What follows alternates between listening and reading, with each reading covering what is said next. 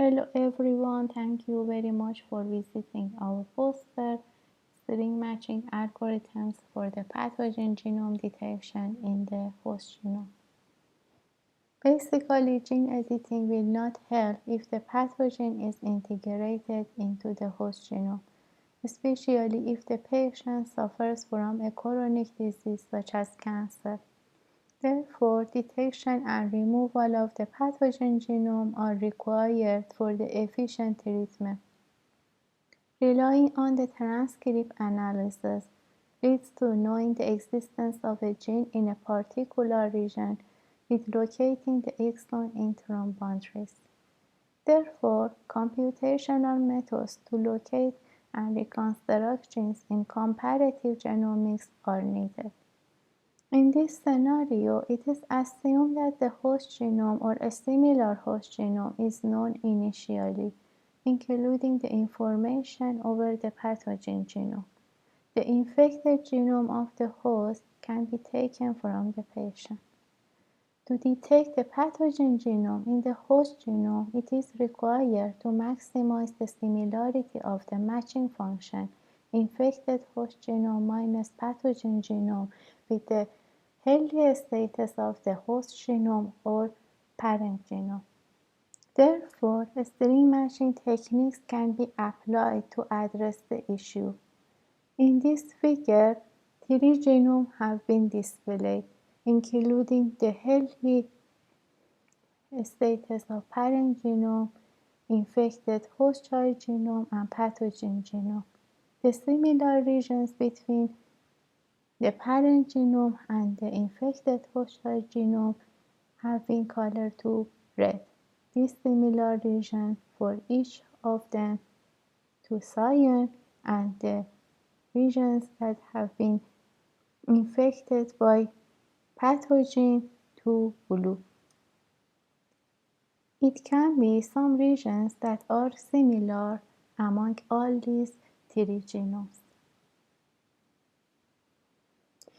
Here a nucleotide scoring matrix has been displayed, which is a table of values used to assess the similarity between nucleotide sequences during alignment.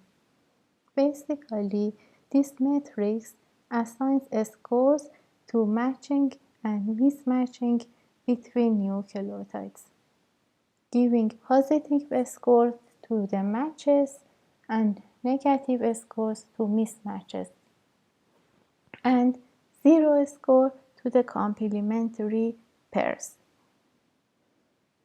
We also designed and displayed color spectrum scoring matrix for aligning different regions of the parent genome with the host child genome and pathogen genome, where red stands for the matching regions between parent genome and child genome, orange stands for the tissue-specific functional regions in the child genome, yellow stands for child dissimilar region with the parent, and green for tissue-specific functional regions in the parent genome. Cyan for parent dissimilar regions with the child, blue for pathogen regions, and violet for miscellaneous regions. There are 2 strategies for aligning a query sequence against the target sequence. Global alignment basically cares more for aligning 2 sequences considering total length of the sequences. But local alignment searches for finding the best alignment within the subsequences of the 2 sequences. Here we consider 4 scoring matrices for the local alignment. And as you can see in these figures, all the local alignments as well as global alignments were able to identify and locate the location of the query sequence in multiple regions of the target sequence. Due to the varying location of the pathogen on the nucleotide or protein sequence of the host, it is suggested to solve the problem of identification of location of the pathogen through mapping the problem into an image processing problem, where the color spectrum and color distance can help to prioritize different regions. In case of not perfect matching, it is suggested to rely on solving the knapsack problem with the objective function of preserving maximum healthy regions and removing maximum pathogen regions. As you can see, the formula for the knapsack problem as well as the algorithm to find the solution have been displayed in this slide.